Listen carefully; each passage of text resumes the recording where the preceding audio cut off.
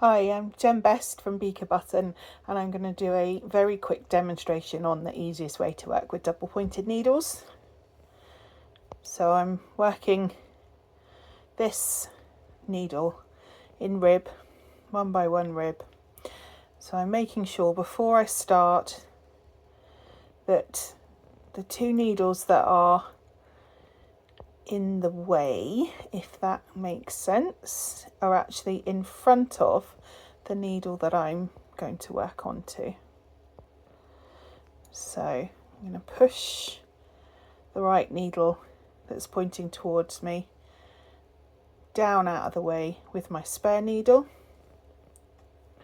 Grab the yarn, not the tail, and then I'm going to work my rib.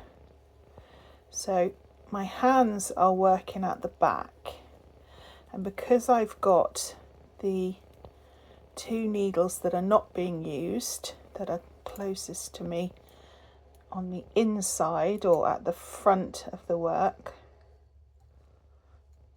they're actually out of the way of my hands, although your brain will probably be telling you that they should be at the back because they're in your eye line.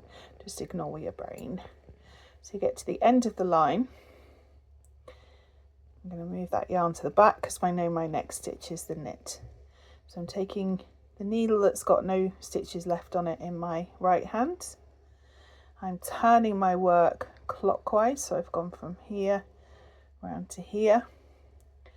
This needle is already in the right position because it's in the front of the work.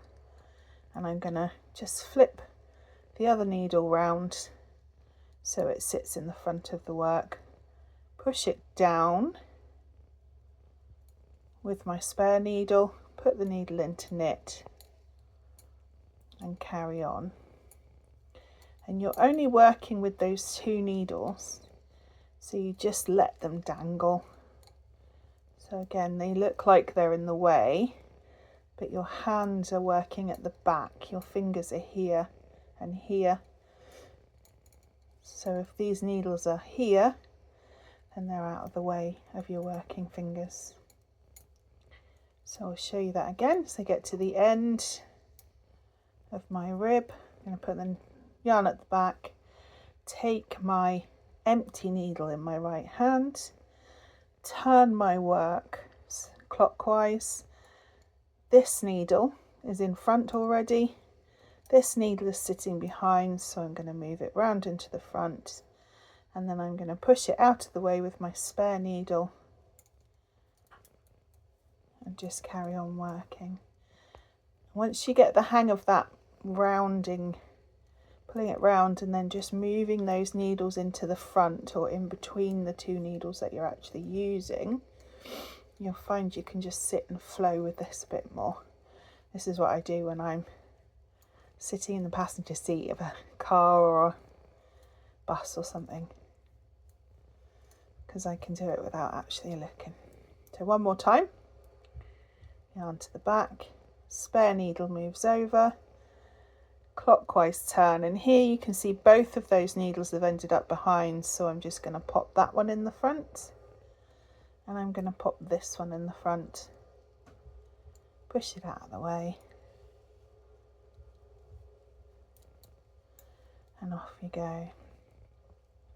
The other thing to note is that you won't see very much because it's a bit more subtle, but the first 3 stitches on each needle I'm pulling very slightly tighter, because that way those 3 stitches stop it laddering in between the 2 needles where you've got the gap.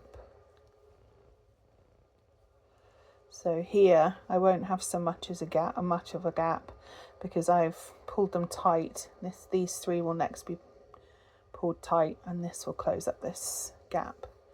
So round, flip those needles where I need them, and off you go. So it makes working in the round with double pointed needles quite a bit easier, and you don't have to worry about magic loop, you don't have to worry about laddering, and you can just keep going round and round. Hope that's helpful. Thanks for watching. Check out Beaker Button for more tips and things. Bye.